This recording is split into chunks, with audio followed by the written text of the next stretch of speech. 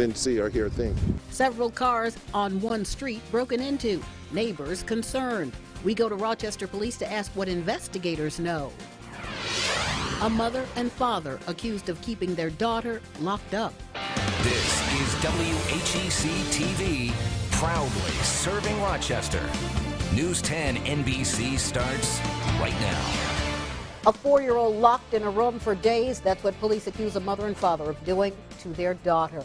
Tonight, that couple is facing charges of endangering the welfare of a child. I'm Janet Lomax. And I'm Scott Kilbury. Police arrested Mikhail and Cody McLean within the last hour. We confirmed with police the child and a sibling were returned to the custody of their parents. Lynette Adams is in Mount Morris tonight.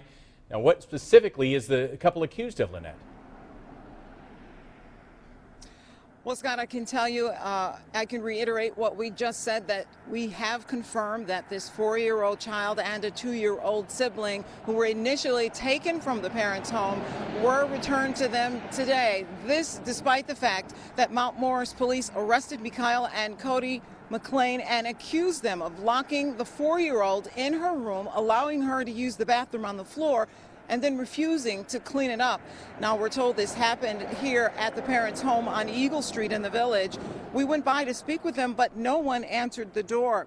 Now, police say the 4-year-old appears to have special needs and needed more attention from the parents than they were able to give. So police say the parents would periodically lock the child in her room. Police say feces and urine were discovered in the child's room, although they say they didn't see any signs of physical abuse. A neighbor we spoke with just a few moments ago was not shocked by this allegation. That's horrible. I mean, as a parent, like I can't imagine. Like, I have a 3-year-old. I would never do that. Like, my daughter just started preschool at Kidstar, and she has a speech delay, and no matter what you do as a parent, like, with a child, you would never. They're innocent, Why would you do that? Now, we're told the McLeans have been charged with endangering the welfare of a child and have been given an appearance ticket for Mount Morris Village Court. We're live in Mount Morris, Livingston County. Lynette Adams, News 10 NBC. All right, we'll continue to follow this, Lynette. Thank you for that live report. And we continue to track the case involving a Syracuse father accused of murdering his daughter. Today, a judge ordered a mental health examination for Ryan Lawrence.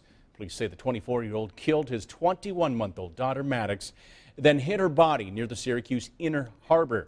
Now, this has all sparked an Amber Alert with people searching for the pair over a couple of days.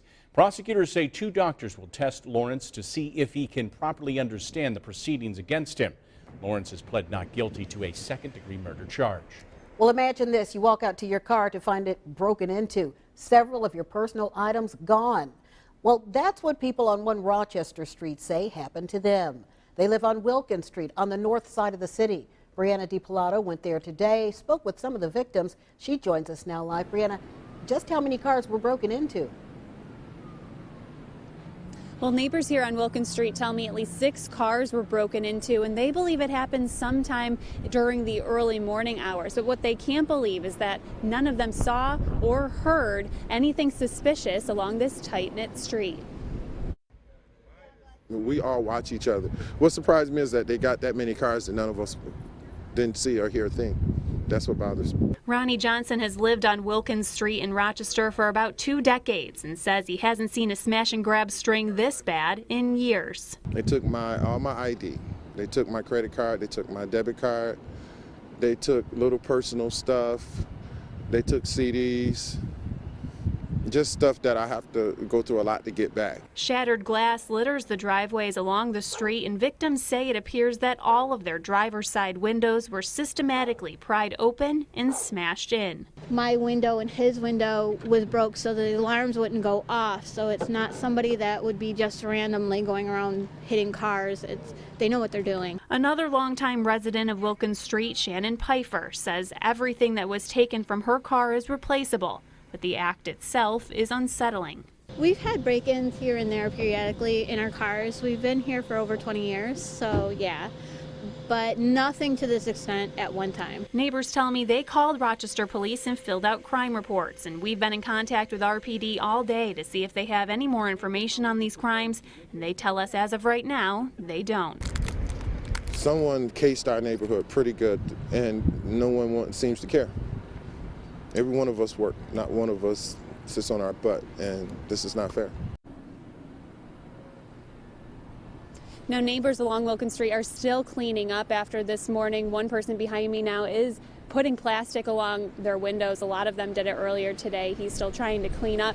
Now, RPD tells me they are investigating these crimes, and now they're focusing on who actually committed the crimes and trying to find that person and bring them to justice here. Janet? You know, it's hard to keep your car from being broken into, but there are some things police say you should do, right?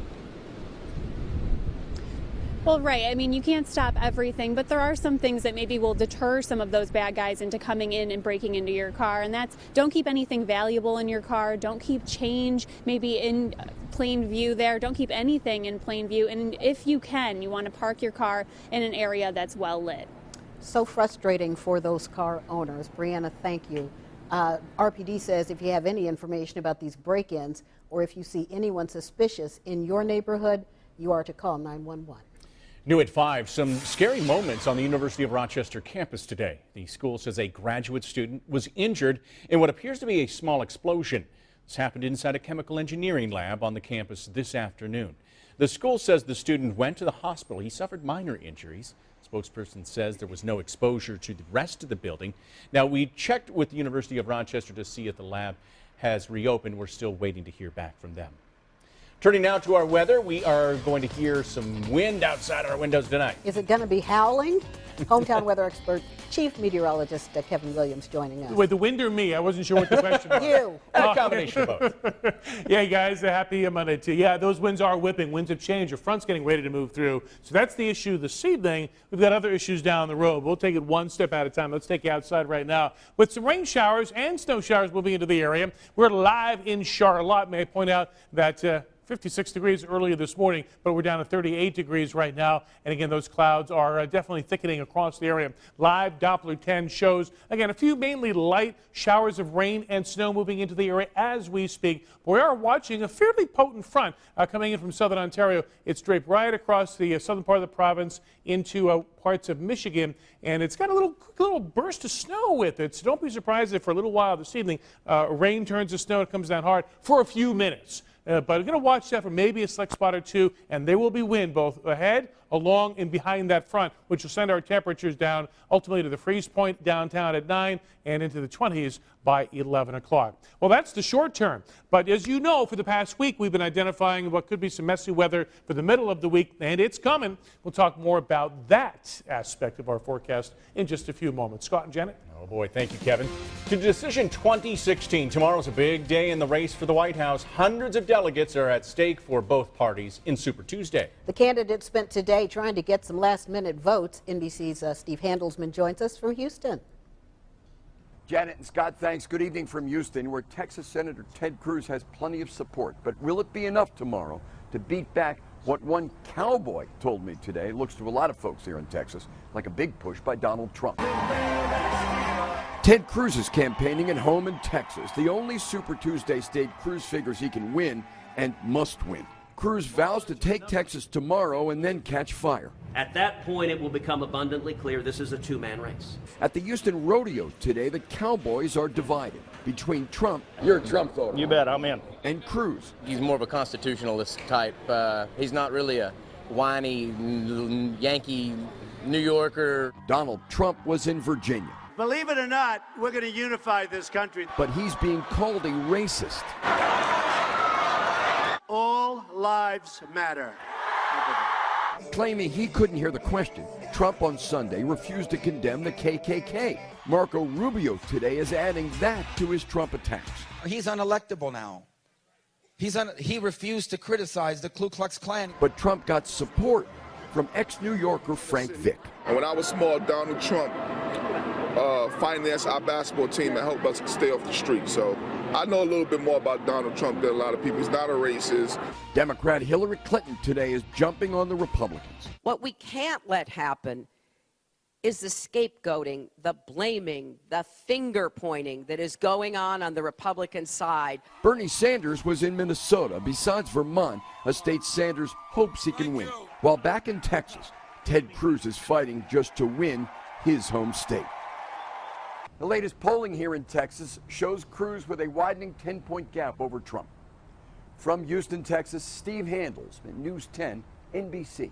Steve, thank you. For more in-depth reports looking ahead to tomorrow, be sure to tune into NBC Nightly News with Lester Holt beginning at 6:30 right here on News 10 NBC. An increase of 34%. That's how much the state says the Gaming Commission's overtime went up over the past year. Why is that? Brett Davidson goes into the commission in our New York State Exposed report next. News 10 NBC is brought to you in part by Rochester International Auto Show. Attention homeowners. Erie Metal Roofing is looking for